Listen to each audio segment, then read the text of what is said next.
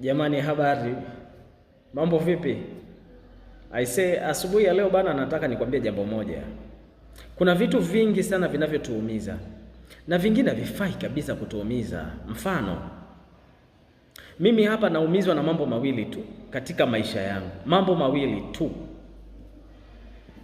Jambo la kwanza, natamani sana nitatue changamoto ya uchumi kwangu,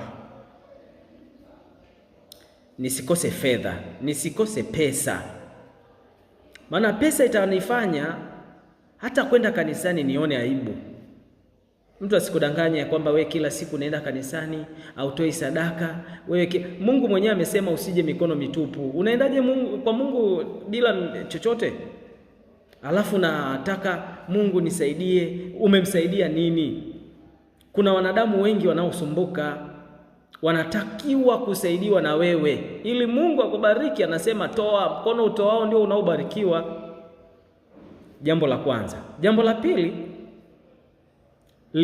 linalonisumbua zaidi ni afya. Ninapigana kufa na kupona niwe na afya njema. Sijui stress ya mapenzi, stress sijui ya nini, sijui stress ya nini, sitaki. Wewe endelea kuvikumbatia, endelea tu kuvikumbatia. Moyo wangu unaumiwa na mapenzi haya. Mungu peke yake ndiye anaweza kustahimili maumivu ya kuteswa, maumivu ya kuachwa, maumivu ya kusalitiwa. Alisalitiwa na Shetani akavumilia. Hata mimi na wewe leo hii tunamsaliti, anatuvumilia, anatupatia uhai na pumzi.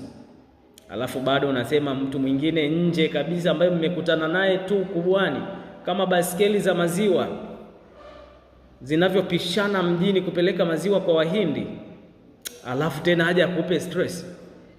Mwambie Mungu, pigana naye, nipiganie, nipatie nguvu, nipatie afya, nipatie fedha. Namaliza. Mungu awe nawe.